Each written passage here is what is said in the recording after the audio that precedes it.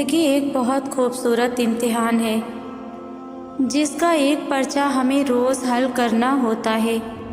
اس پرچے میں کبھی خوشیاں ہوتی ہیں، کبھی غم ہوتے ہیں، کبھی محبتیں ہوتی ہیں اور کبھی نفرتیں اور بدگمانیاں۔ ہمیں اس پرچے کو حل کرنا ہوتا ہے اور ہم اپنی غفلت میں کئی جگہوں پر خالی چھوڑ دیتے ہیں۔ وہ جگہیں جہاں ہمیں خوشی کے جواب میں شکر لکھنا ہوتا ہے، جہاں ہمیں درد کے جواب میں صبر درج کرنا ہوتا ہے، ہم وہاں کچھ بھی نہیں کرتے۔ زیادہ غلطی تب ہوتی ہے جب ہم جگہ خالی چھوڑنے کے بجائے اپنی مرضی کے جواب درج کر دیتے ہیں اور ہمیں احساس بھی نہیں ہوتا۔ وہی احساس جو ہمارے اندر گھٹتا گھٹتا ختم ہو رہا ہے۔ ہمیں رشتے توڑتے ہوئے احساس ہونا چاہیے، مگر وہ ہمارے پاس ہوتا ہی نہیں۔ ہمیں کسی کو دکھ دیتے ہوئے احساس ہونا چاہیے، کسی کی خوشی کا مان رکھنے کی حس ہونی چاہیے، مگر وہ ہمارے پاس نہیں ہوتا۔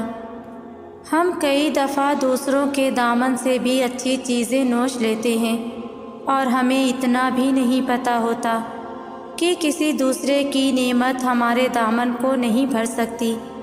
ہمارا دامن صرف ہمارے نصیب سے بھر سکتا ہے، جسے ہم خود ضائع کر دیتے ہیں۔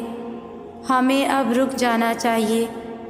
زندگی پرچے لا رہی ہے، کون جانے کس پرچے میں کیا درج کرنا پڑے۔ اپنے ہر روز کے پرچے کو اچھی طرح حل کرنے کی کوشش کرنی چاہیے، کیونکہ کوئی پرچہ دوبارہ نہیں ملے گا۔ ہماری کی ہوئی کوئی غلطی بھی حل شدہ ماضی کے پرچوں میں سے مٹائی نہیں جائے گی۔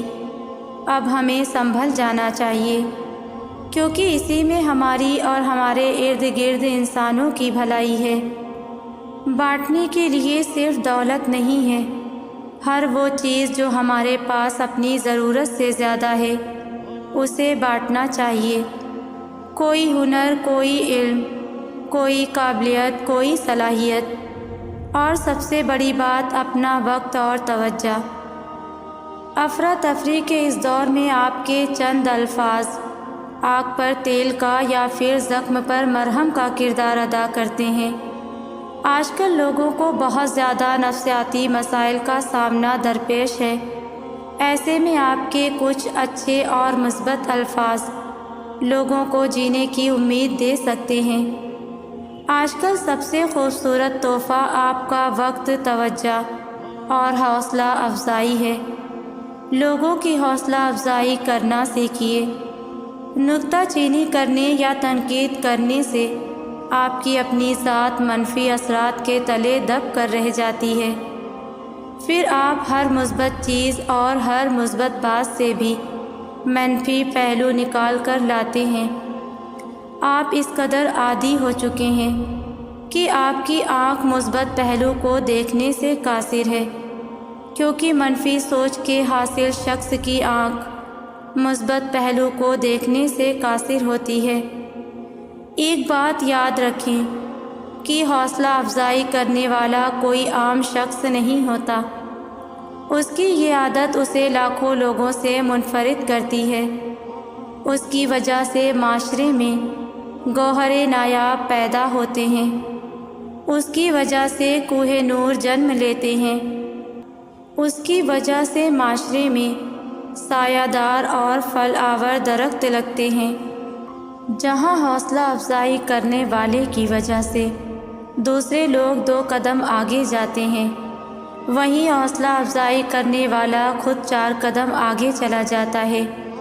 اور جہاں تنقید کرنے والے کی وجہ سے دوسرے لوگ 1 قدم پیچھے جاتے ہیں، وہیں تنقید کرنے والا خود 10 قدم پیچھے چلا جاتا ہے۔ حوصلہ افزائی کرنے کی عادت بنائیے۔ زندگی سیکھنے کا نام ہے، گرانے یا تکبر کا نام نہیں ہے۔ بعض دفعہ ہمیں پتہ ہوتا ہے کہ سامنے والا ہمیں دھوکہ دے رہا ہے، ہم پھر بھی خاموش رہتے ہیں، کیونکہ ہم جانتے ہیں کہ ہم اس کے دھوکے کے ساتھ تو جی سکتے ہیں، پر اس کے بنا نہیں۔ مگر میں تو کہتی ہوں کہ زندگی میں کبھی بھی کسی کی ہمدردی میں اپنی ذات کو اگنور نہ کریں، کیونکہ آپ اس کے لیے ایک آپشن کے علاوہ کچھ نہیں ہوتے۔ جب آپ ٹوٹ کر بکھرو گے تو خود کو تنہا پاؤ گے۔ جس کو جوڑتے جوڑتے آپ خود ٹوٹ جاتے ہو، اسے آپ کی پرواہ نہیں ہوتی، کیونکہ وہ اپنے اصل کی جانب لوٹ جاتا ہے۔ تو خود کی قدر کریں، ورنہ لوگ آپ کو مٹی میں ملانے میں سیکنڈ بھی نہیں لگاتے۔ ہمیشہ سوچ کر فیصلے کیا کرو، کیونکہ زندگی بہت قیمتی ہے۔